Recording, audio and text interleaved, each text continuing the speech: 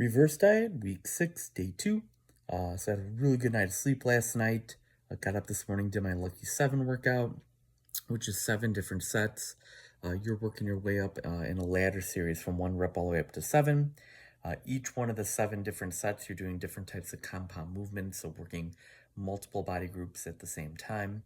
But just felt really strong all the way through. Just very happy and pleased with how the workouts are progressing. Tomorrow's a much needed recovery day.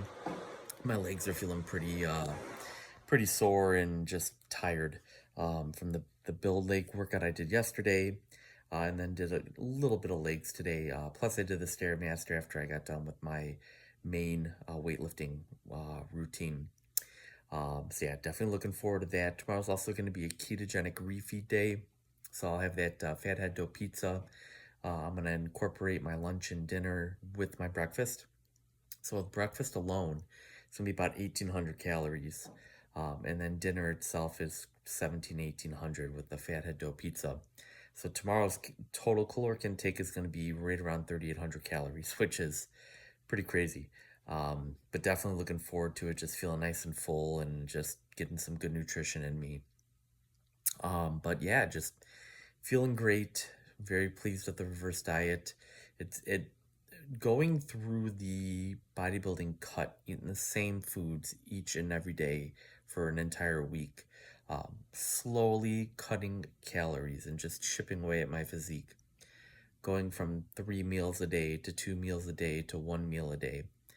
It really has made me appreciate food, and it now that my calories are going up, I'm eating 3 times a day now.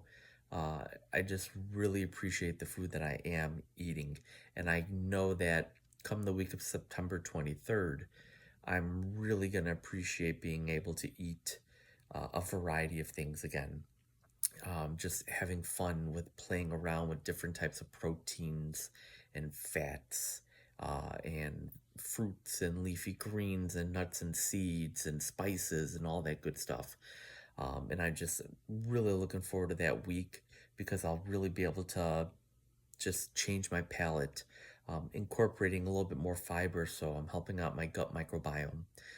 If I'm getting a sweet craving, I can now do yogurt with a little bit of maybe chocolate collagen powder mixed in with some fruit in it, or I have some dark chocolate cacao, um, or I've got some different nut butters.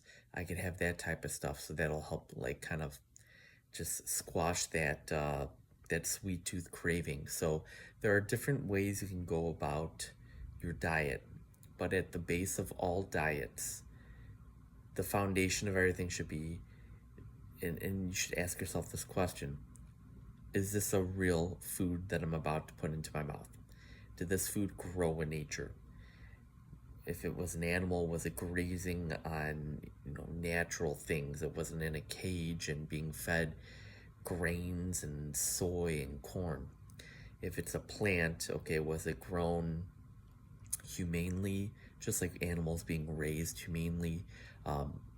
Were there pesticides involved, herbicides? You don't want that stuff in your body, so go for the organic stuff. But essentially, when you look at your plate or bowl or whatever you're about to fork into your mouth, did it grow in nature? And if the answer is yes, then go ahead and eat it. If the answer is no, then don't eat it. Now there's a caveat to that. When it comes to grains, you could say, yeah, it grew in nature, but it needed some processing. Like when you look at a grain of white rice, it's white. Well, the husk was removed, and there's really no nutritional value in that white grain of rice. So you want, the next step then would be, you want nutrient dense foods. Here's the hierarchy of nutrient dense foods. Number 1 would be shellfish, seafood. So you're looking at like oysters, clams, shrimp, lobster, scallops. These are the things that have the most nutrient properties of any food group. Very close, number 1. So number 2 then would be organ meats. And you probably all just threw up. But let me tell you, liver, bacon, and onions is so good. You take like 4 to 6 strips of bacon, you like chop it up, start to fry it in the pan. Take a half a pound of calf's liver, chop that up, throw that in with it. Take like a quarter of a white onion, chop that up, throw that in, and you just let that simmer and saute. And you can't even taste the liver because it mixes in with the bacon and the onion. Amazing.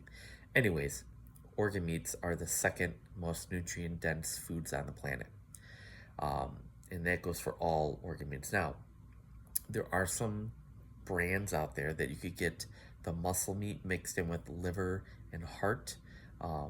You could even go to your butcher and you could ask them if they could take some liver, if they've got heart, and grind that all up with some ground beef. You won't even taste it.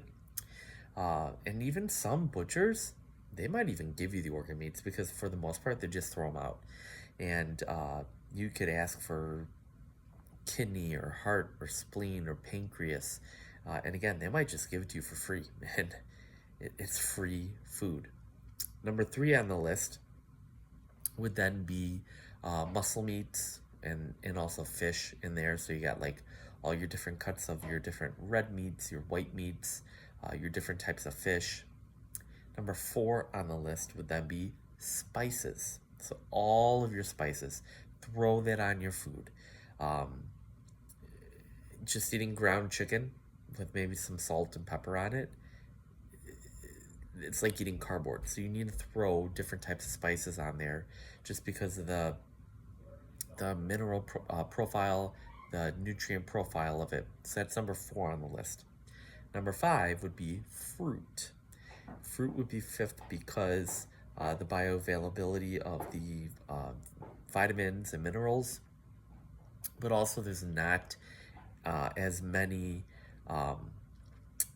toxins in the fruit that there are in vegetables that stop the absorption of minerals and can even steal or chelate minerals from your body as it's being digested. So fruits would be 5th on the list. And then 6th would be your vegetables. Some of your vegetables, you definitely want to cook them and don't eat them raw, like spinach, for instance. There's a lot of oxalates in spinach, and what oxalates will do is they will accumulate in your kidneys, which could potentially cause kidney stones, and they could just make you not feel so great. If you ever eat like a big salad with a bunch of raw spinach in it and you just get a bad upset stomach, you run into the bathroom right after you finish, it's most likely due to the oxalates in the spinach. But cooking it does break down a bunch of it. There'll still be a little bit of it, but it's way better than eating it raw. I will never eat raw spinach again. I will only eat it if it's cooked. So again, number 1 would be your shellfish. Number 2, organ meats. Number 3 would be your muscle meat, all different cuts of the different animal meats, plus fish. Number 4 would be spices. Number 5 would be fruits. Number 6 would be vegetables. Notice I didn't say anything about grains because most grains have to be refined and processed, so they pretty much have no nutritional value.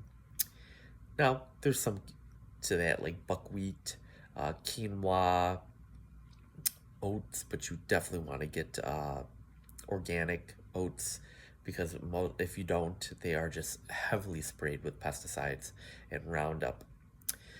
So that's just my recommendation. Eat real food. When you look at your plate, your bowl, your spoon, your fork before you eat it, if it grew in nature or it came from the wild, eat it. If it didn't and it needed to be made in a factory, don't eat it.